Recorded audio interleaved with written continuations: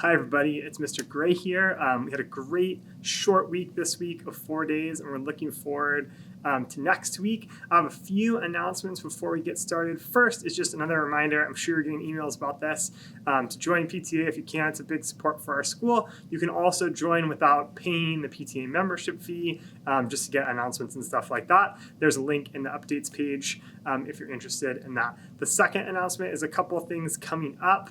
I'm recording this on Thursday afternoon. You might see this on Friday, and if so, it's just a reminder that there's outdoor movie night on Friday, September 10th. The movie will actually start at sunset, which I think is around 7. And I think there'll be snacks and other things. Mrs. Gray and I are going to try to stop by, so hopefully we'll see you there. The next thing coming up is actually a restaurant fundraiser for the whole school. It will be at Chipotle, and that will be on September 28th. And if you get food at the Chipotle between 4 and 8 p.m. on that day, some of the proceeds will go help Santiago Hills. There's a link on the updates page, and it will take you to the PTA announcement, and it tells you which Chipotle that is, because I forget it off the top of my head. That's what's happening there, and there's a couple other links on the updates page. But on to academics next week. First, a reader's workshop. The students today, on Thursday the 9th, got their partners, and so we're going to do a little more work with their partners next week. They'll be keeping a reading log at school of how much they're reading each day, and we're going to use that to kind of make some goals. We're going to kind of look at it and notice, like, how much am I reading? Am I reading too much? Is the book too easy? Am I reading too little? Is the book too hard? And then also during that time, we're going to be working on retelling, like how to retell, to talk about the big important parts, and also like my own thoughts about the book. Not just a quick listing of some things that happened, like really focus in. I'm going to tell the big important parts of a story. Also, we'll talk about higher level predictions. And like I said, we'll work with our partners to kind of set some goals.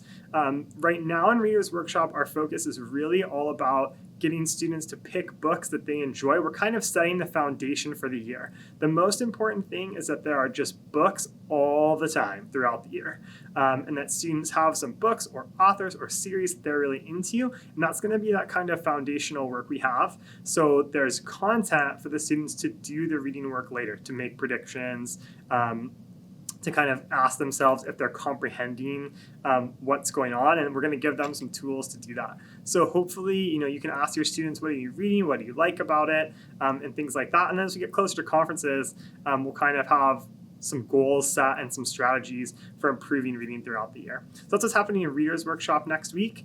In Writer's Workshop next week, we're finishing up the last few days, this whole week really, and into last week. The kids were brainstorming ideas about stories, and then they were actually writing those stories. The writer's notebooks stay at school for the moment, but if you went through the kids' writer's notebooks, some students have 10 different pages, like full pages written about stories, 5, 6, 7 different stories they've written to this point, which is really great. We're going to publish, or we're actually going to edit first and then publish our first story next week. We're going to find some way to kind of send those home or celebrate those. Likely we'll meet with our buddies at the end of next week, and that will be a time they can share their stories and really celebrate their hard work. I'm going to find a way to scan them or something so I can send those home to you as well. But we're going to be kind of publishing our first true story. And the biggest thing that's going to come up, it's going to come home with a rubric, so you can see kind of what I was thinking as I'm kind of looking at it and assessing it. But the biggest thing is going to be this transition to kind of using a storyteller's voice, which we started talking about today. And what that is the idea that I'm not just like a reporter telling you that I was on the football field and my friend tried to catch a ball, but he ran into a tree. I'm actually the storyteller that's going to put you, the reader, inside the story. I'm going to give details that help me kind of make a mental movie in my mind. So I, the writer, need to have a mental movie of that situation so that I can give the details, use dialogue, talk about like how my senses were interacting, what I saw, tasted, heard, felt, and smelled. And I'm going to put those together, and that's really going to pull the reader into my story, into my true story. So we're going to wrap up this first part of the unit with a published piece, and then we're going to kind of move on and use what we learned to kind of really write problem stories. So not just true stories, but true stories that had a problem in the solution, because we know as readers, that's usually how stories go. There's some kind of problem, and then the characters overcome the problem and have a solution. So there's a lot going on in the next couple of weeks in Writers Workshop. But what I talked to the kids about today is that, there's going to be this particular date, September 9th, 2021, that is a really important moment, because before, maybe I told stories like a reporter, but from now on, for the rest of time, when I write stories, I'm going to write using a storyteller's voice and using dialogue and details and imagery to help pull the reader in. So today was a really big day.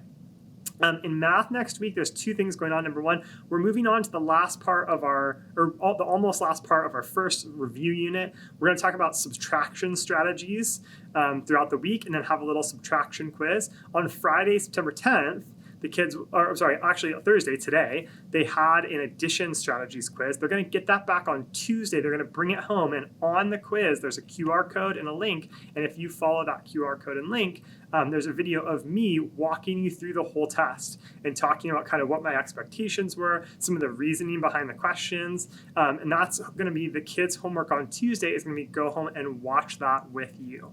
It's about, I think it was about 18 minutes long, which is a little bit long, sorry, but that's kind of what's going to happen on Tuesday. It's just a place to review your math together and kind of hear what my thinking was, and it'll be a great dialogue about math strategies.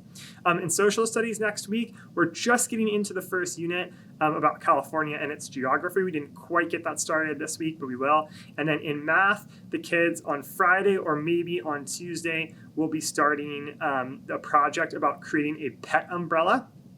And that's kind of what's going on in science. That's going to happen throughout the week and the week after that. I keep mentioning Tuesday because I will be out on Monday. There will be a sub. So the kids have kind of work to do that day, and hopefully we have a great day that day.